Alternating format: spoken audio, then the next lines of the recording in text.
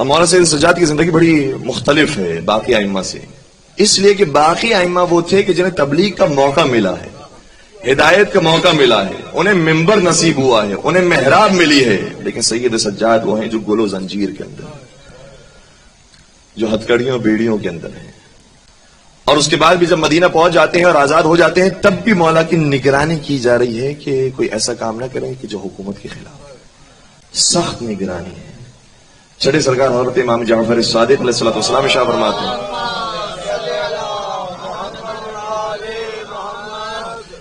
فرماتے ہیں کہ ارتد الناس بعد قتل الحسین الا ثلاث، حسین ابن علی کی شہادت کے بعد لوگ مرتد ہو گئے تھے، لوگوں نے دین خدا کو چھوڑ دیا تھا، دین رسول خدا کو چھوڑ دیا تھا، سوائے 3 لوگوں کی۔ 3 ایسے تھے جو مؤمن تھے، امامت کے قائل تھے۔ اچھا، اس کا یہ مطلب بھی ہے کہ 3 کچھ اچھے بھی ہوتے ہیں، جو اچھے ہوں وہ اچھے ہوتے ہیں۔ ارتد الناس بعد قتل الحسین الا ثلاثہ، لوگ مرتد ہو گئے مولا حسین کی شہادت کے بعد سوائے 3 لوگوں کے، ابو خالد کابلی، جبیر ابن مطعم، یحییٰ بن ام طویل۔ کہ یہ 3 لوگ وہ تھے کہ جو مومن تھے۔ اچھا، اس کے اندر اس روایت کے اندر اہل بیت کے جو افراد ہیں ان کا نام ذکر نہیں کیا ہے، جس سے پتہ چل رہا ہے کہ جو اہل بیت کے علاوہ ہیں ان کی بات کی جا رہی ہے۔ صرف یہ 3 تھے۔ اب جملہ سنیے گا، چھڑے سرکار کیا ارشاد فرماتے ہیں، ثم ان الناس لحقوا وكثروا، پھر مولا سید سجاد کی تبلیغ کا نتیجہ یہ نکلا کہ آہستہ آہستہ قافلہ بنتا گیا اور لوگ کثیر ہوتے گئے، اور مولا سید سجاد نے وہ تبلیغ انجام دی ہے کہ جس کے بعد امام باقر اور امام صادق علیہ السلام کو ہزار شاگرد ملے۔ تو یہ کیسے نصیب ہوئے ہیں مولانا سید سجاد کی تبلیغ کے نتیجے میں، اور وہ تبلیغ کہ جو ممبر پر نہیں ہو سکتی تھی، جو مسجد میں نہیں ہو سکتی تھی، پھر مولانا سید سجاد نے تبلیغ کیسے فرمائی۔ اور دیکھیے گا کہ حالات ایسے سنگین ہیں، میں صرف حالات کی سنگینی بیان کرنے کے لیے ایک روایت آپ کے خیال بیان کروں۔ ہشام ابن اسماعیل یہ اس زمانے کا حاکم مدینہ تھا، جب عبد الملک بن مروان کا دور آیا تو حاکم مدینہ ہشام ابن اسماعیل، اور عبد الملک بن مروان کے زمانے میں جو بڑے بڑے گورنر ہیں وہ سب کے سب خونخوار اہل بیت کے دشمن ہیں۔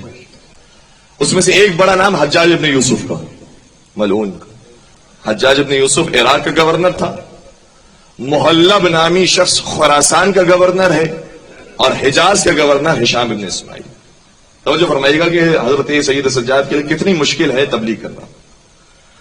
مولانا سید سجاد کا طریقہ یہ ہوتا تھا کہ بہت سے غلاموں کو خریدتے تھے اور کچھ عرصے کے بعد انہیں آزاد کر دیتے تھے، کنیزیں وہ خریدتے تھے، کچھ عرصے کے بعد آزاد کر دیتے تھے۔ اور انشاءاللہ اس کے لیے بھی میں کچھ گزارشات بیان کروں گا بعد میں، لیکن ابھی میں اس موضوع کو بیان کرنے کی کوشش کر رہا ہوں کہ کتنی جاسوسی ہو رہی ہے۔ امام نے ایک کنیز خریدی اور کچھ عرصے کے بعد اسے آزاد کر دیا، آزاد کرنے کے بعد دوبارہ اسے نکاح کیا، اس سے شادی کی اور اسے گھر میں لے کر آ گئے۔ ہشام ابن اسماعیل نے خط لکھا اور عبد الملک بن مروان کو بھی اطلاع دی۔ ہشام ابن اسماعیل نے خط لکھا کہ اے زین العابدین، ہمیں آپ سے اس کام کی توقع نہیں تھی کہ آپ کنیز کو خریدیں گے، پھر آزاد کریں گے، پھر دوبارہ اس سے نکاح کر لیں گے۔ یعنی گویا تانا دینا چاہ رہا تھا یہ تو چھوٹے لوگوں کا کام ہوتا ہے، نعوذ باللہ۔ امام نے کیا جواب دیا وہ تو انشاءاللہ میں بیان کروں گا، لیکن اس خط سے پتہ چل جاتا ہے کہ ہشام ابن اسماعیل اتنا دیکھ رہا ہے امام کے گھر کو کہ کون امام کے گھر میں داخل ہو رہا ہے، کون خارج ہو رہا ہے، کون پھر داخل ہو رہا ہے، اتنا امام کی جاسوسی ہو رہی ہے۔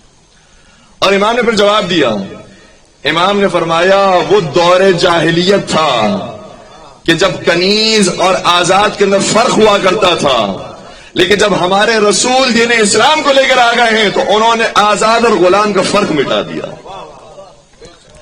گویا بتانا چاہ رہے ہو کہ تم جس زمانے کی بات کر رہے ہو وہ زمانہ اسلام نہیں ہے، وہ زمانہ کفر ہے۔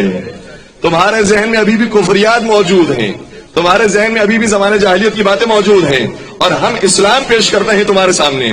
پھر آگے شاہ فرمایا کہ نبی اکرم وہ تھے جنہوں نے خود بعض کنیزوں کو خریدا تھا، آزاد کیا تھا اور پھر ان سے نکاح فرمایا تھا، تو میں نے تو وہ کام کیا ہے جو سنت رسول خدا کے مطابق۔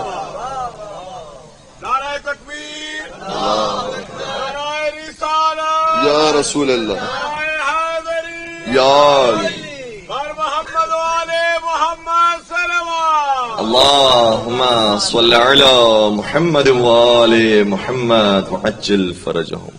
اتنی جاسوسی ہو رہی ہے مولا کے گھر.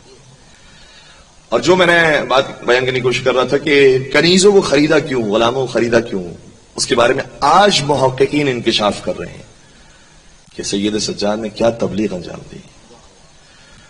لوگ یہ سمجھ رہے تھے کہ سید سجاد غلاموں کو خرید رہے ہیں، کنیزوں کو خرید رہے ہیں. تو عام طور پر غلاموں اور کنیزوں کو کس لیے خریدا جاتا ہے؟ اپنی سہولت کے لیے. نوکر بڑھ جائے، ملازمین بڑھ جائے، اس لیے خریدا جاتا ہے. تو دنیا والے سمجھ رہے تھے کہ سید سجاد نعوذ باللہ اپنی دنیا بہتر کرنا چاہ رہے ہیں.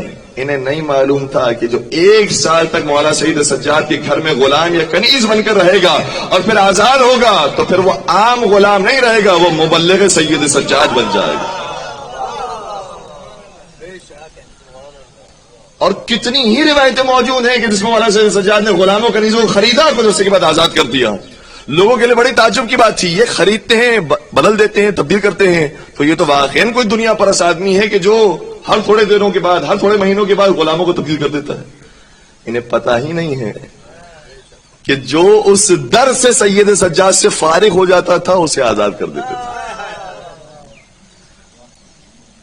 اسی لیے آپ نے ماہ رمضان کے اختتام پر ایک روایت یقیناً سنی ہوگی کہ جب ماہ رمضان کا اختتام ہوتا تھا تو مولا سید سجاد سارے غلاموں کو، ساری کنیزوں کو جمع کرتے تھے اور پھر کہتے تھے کہ اپنے ہاتھوں کو بلند کرو. اللہ اکبر، کیا دعا کے جملے ہیں جو مولا فرماتے ہیں.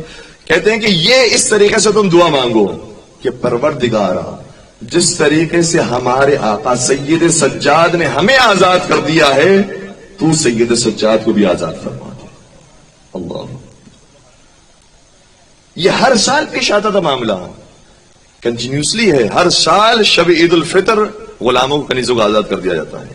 اب دنیا والے کسی اور نظر سے دیکھ رہے ہیں، مولا سید سجاد اپنی تبلیغ کر رہے ہیں.